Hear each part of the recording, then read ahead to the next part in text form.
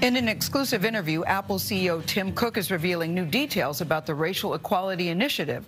The tech giant launched last summer after the killing of George Floyd. Now, the company is spending $100 million to expand opportunities for communities of color in technology and entrepreneurs.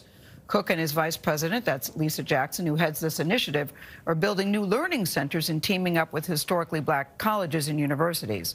So Apple closed down part of its store here in New York the other day, so we could talk with them at the company's headquarters in Silicon Valley. Let's start with the Propel Center. How will the Propel Center work? Well, it's going to serve essentially the 100 or so HBCUs that are across the U.S. It will have students that come there, and so think of it as an innovation hub. And we'll work on things from coding to machine learning to creativity to entertainment arts. But you're focusing on the HBCUs. You're going to Morehouse, Spelman, the Morehouse School of Medicine, Clark University.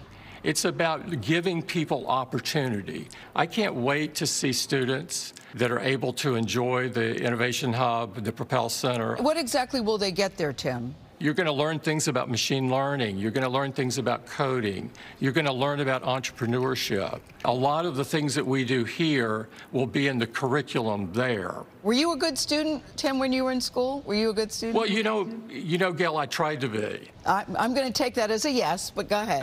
Go ahead. I tried to be. Before she came to Apple in 2013, Lisa Jackson served as President Obama's EPA administrator. Now she's running all of the tech giant's environmental and social policy efforts. HBCUs have a history of turning out the leaders in our community. The Propel Center will be a place for all HBCU students and the surrounding community.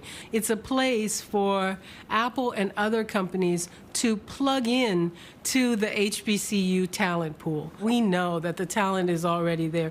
We know these students are trying to do what every student does, propel themselves to a better future and a better life. I like the word Propel Center because it makes me think off like a rocket ship. I like that. I agree. The name Propel Center is exactly that. This is meant to be a little bit of winds under their sails. Now, I'm excited about the city of Detroit. Detroit has 50,000 small businesses owned by black and brown people. There is a concentration of strivers in Detroit who are trying to build their city back. And so we decided to bring to that area the first ever in the United States App Developer Academy. We do want to give some extra lift to black and brown developers. It's a fantastic footprint there. We want to provide people a mechanism to learn to code, to learn how to write world-class apps. I understand that there's an application process. What do you have to see on an application that makes you say, you know what, Alexis, you're in? Desire, creativity, a level of interest. You want to feel that desire of someone who really wants to make a go at this. We have one program that's focusing on people that have not studied coding at all. Do you think anybody can learn to code, Tim? It's so intimidating to me. Do you think anybody can learn to do it? I do. Can you do it? Can you? I can. You know, I did it in school. Once you start, you recognize that it's just another language. But Apple isn't just building the next generation of minority tech entrepreneurs. It's also supporting today's visionaries through a $10 million investment in Harlem Capital. That's a fund whose goal is to back 1,000 companies founded by women or people of color in the next 20 years. Tim, I want to know, what is it about you that you even noticed or paid attention to systemic racism? Is it the way you were raised? Did you see it early, or what is it? Clearly, I think anybody that was alive in the periods of time that I've been alive in the 60s and 70s and growing up in that period, you firsthand witnessed it. When I was 5 years old, John Lewis was beaten on the Edmund Pettus Bridge. When I was 8 years old, the riots at Stonewall happened. Both of these changed the course of time and changed the course of my life as well. When you either experience those sort of things or read about those things and then apply them to what you're seeing today, there was systemic racism, there is systemic racism, and it's not going to go away unless we do something about it.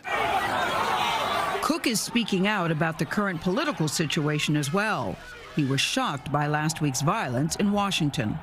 It was a very, very sad and shameful day. Probably like you, I couldn't believe what I was seeing either. I felt like I was in some other form of reality or something. It really affects you here. I think it's key that people be held accountable for it. This is not something that should skate.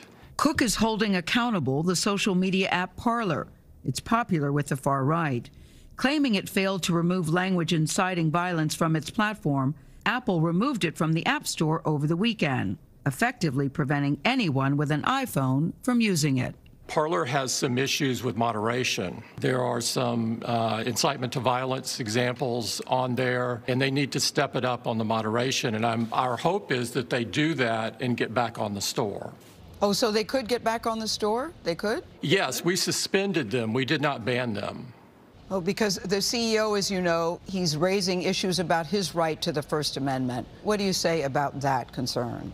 We have terms of service for our App Store, and some of those terms of service he's in violation of. All we're asking Gayle is that he meet the terms of service. I want to know your goals in 2021 for the company, for yourself, for the country. For me, it's always the same, whether what year it is. It's to do as much as I can to help other people and enrich their lives. That's Apple's goal. For the country, I hope that we enter a stage in our country where we're back to bipartisanship. Yeah, make no mistake about Tim Cook. This is a man who cares deeply about his company, cares deeply about the country. He was very much affected by the senseless killing of George Floyd that we all watched in real time. And he put out a letter to his employees at that time, speaking about how he was feeling. He said, "We must do more. We have to create change. We have to re-examine our own views and actions in light of the pain. And to the Black community, we see you. You matter. Your lives matter." And this is a way of making sure that he is heard. It's an amazing thing what they're doing at Apple. Major corporations like Apple now are critical in driving change in this country. In many cases, change is starting at a corporate level. Yeah, and he's leading that charge. And I'm glad corporations are standing up. I would only point out that the government of this country led policies that created this inequality.